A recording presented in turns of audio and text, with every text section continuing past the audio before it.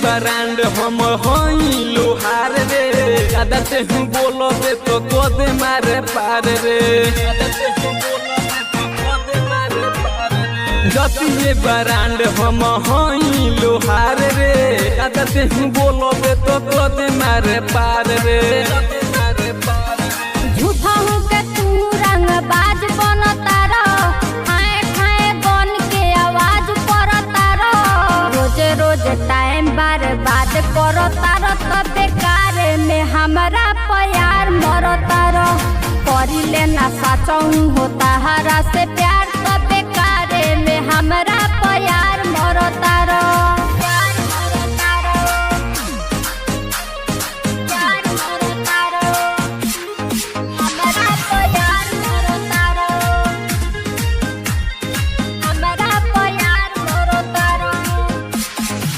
जिंदगी खराब अपन काहे करत आरो, ना मिलबू हमारा तो गोली मारले हाँ, ना मिलबू हमारा तो गोली मारले हाँ। जिंदगी खराब अपन काहे करत आरो, ना मिलबू हमारा तो गोली मारले हम।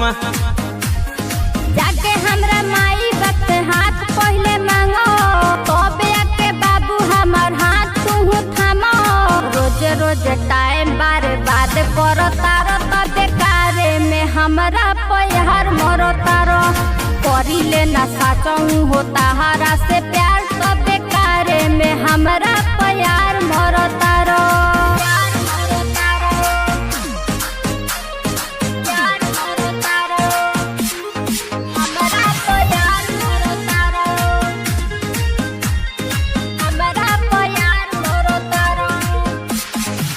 मन के अपने बाबू समझावो, हमरा के गोरी नहीं टेंशन बढ़ावो, हमरा के गोरी नहीं टेंशन बढ़ावो। मन के अपने बाबू समझावो, हमरा के गोरी नहीं टेंशन बढ़ावो। हैप्पी हो टेंशन तू बढ़ावो तारो, किरण राज के कहे मुआवो तारो। रोहित राजा माथा दर्द करो तारो, तू बेकार में हमरा प्यार मरो तारो। सचऊ होता हरा से करी लेना प्यार, तू बेकार में हमरा प्यार मरो तारो। Global recording studio.